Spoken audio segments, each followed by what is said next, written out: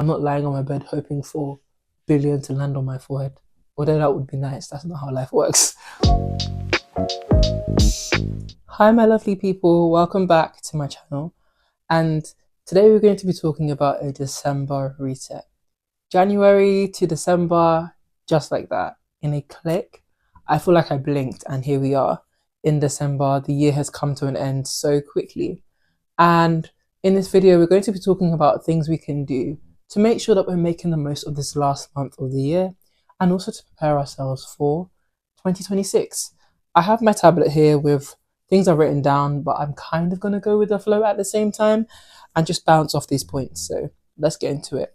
If you don't know me, hi, my name is Grace. I make videos on different topics, faith-based, hair-based, just being a woman-based, anything.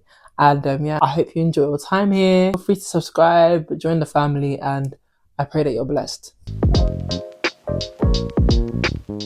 Thing one, spending time reflecting on your year. It can be so easy to run into things that we need to do that we forget that so much has already happened.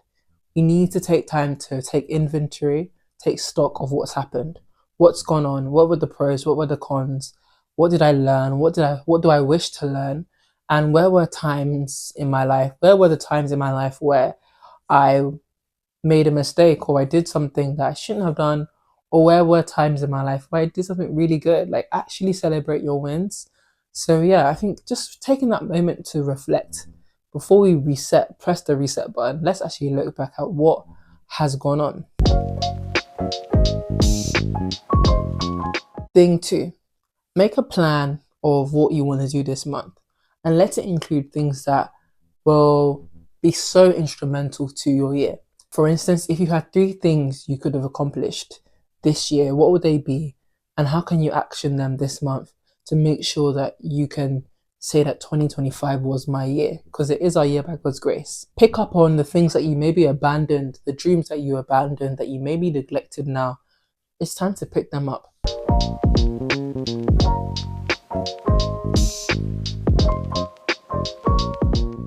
Don't think that there is anything too hard for God to do in your life. Don't think that you can't achieve what somebody else has achieved just because maybe you came from a specific background. There's nothing too hard for God to do. And this is something that I'm learning more and more.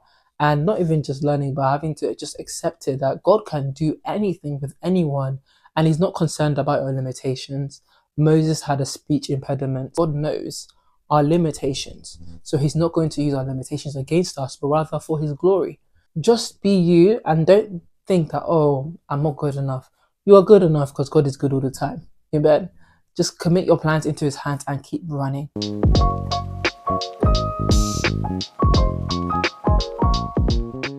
Doing things sooner rather than later. Don't delay things. Don't delay that dream. Don't delay the hope that you have, because you only have one life. Time is very valuable and we don't have spare lives. We don't have spare opportunities.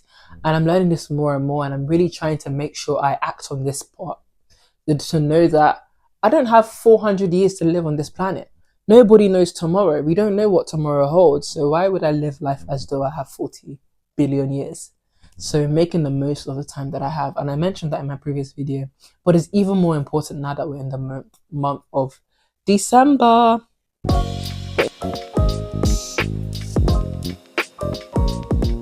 Next point is focus on your passions. Think about the things that you are genuinely passionate about and go for them. Things that you are genuinely happy about and genuinely passionate about. As you ask God and just think, wait, is this what I actually like to do? Because sometimes I've realized this even in my own life. Like, there can be things you're doing that you're just doing it for the sake of doing it. You don't actually love or enjoy it. So just taking that pause to be like, wait, do I like this? Do I need to do this?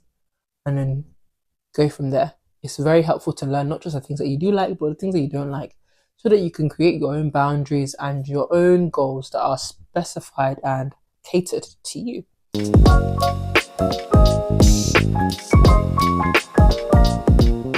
Putting the hard work in to make those steps that are necessary in order for you to live that life that you genuinely want to live. Me this time, as I'm speaking to you, and me in a year's time later, by God's grace, will be a huge change. But we have to think about that image and decide, and that goes with that planning, thinking about who is Grace, who is, insert your name here. Who are you? What is it that you want to be remembered about you, or what is it that you want? If a picture came to mind representing who you were, what would that picture be? What would you want to be? Who do you want to be? And start to walk in it. Believe that now faith is. You can do it now. You can live that life now. You don't have to wait for people to catch up to it.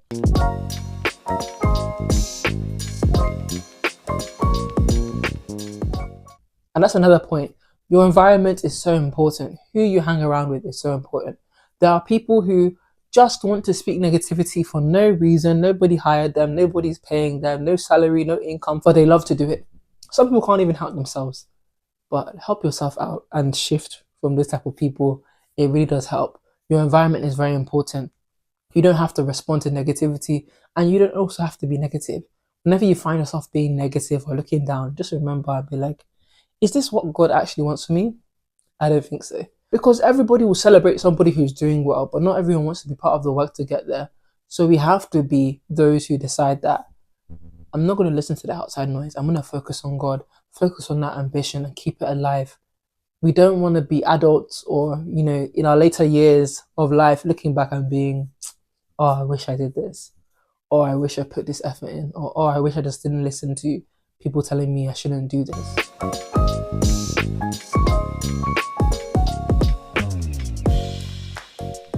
I think I already mentioned it in my last video, but not despising those small beginnings. Don't despise the little things. Don't despise the earlier days. It can be hard, and I know it firsthand that it can be hard when you're starting out something and it's new and it's like, oh my goodness, why is it not flowing? Why am I not just a billionaire right now? Why am I not why am I not flying? But it's a process, and God takes us through a process for a reason, to refine us, to grow us, to show us his love, to show us that it's not just in the results, it's in the journey, that he's the God of the journey, not just God on the ending. He's Alpha and Omega. So he's been at the beginning and he's also at the end. But even then, he's with you.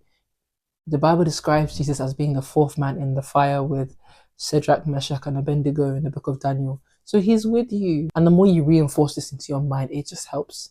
And that's why your environment is so important. If you don't go to church, now would be a good time to start going to church. Keep reading. I think reading is a good thing. And I do want to increase the amount of reading that I do. I created a goal at the start of the year of the books I wanted to read, or how much I wanted to read. So it'll be interesting going back to see what I've read and how much I've read. I've already actually bought my diary for 2026 already, guys.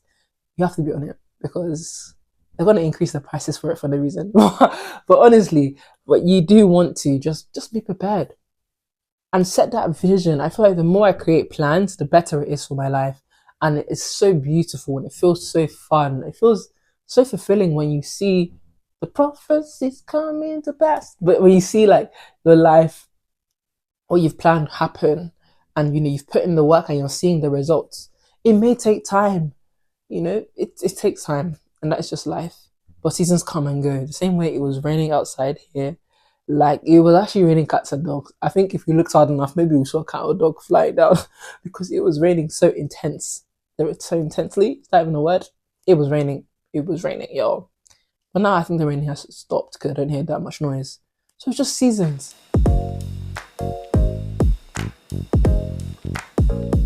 Without faith, it's impossible to please God, but also everything requires faith. Even people who are not maybe believers, they may be successful because they just believe they could do it.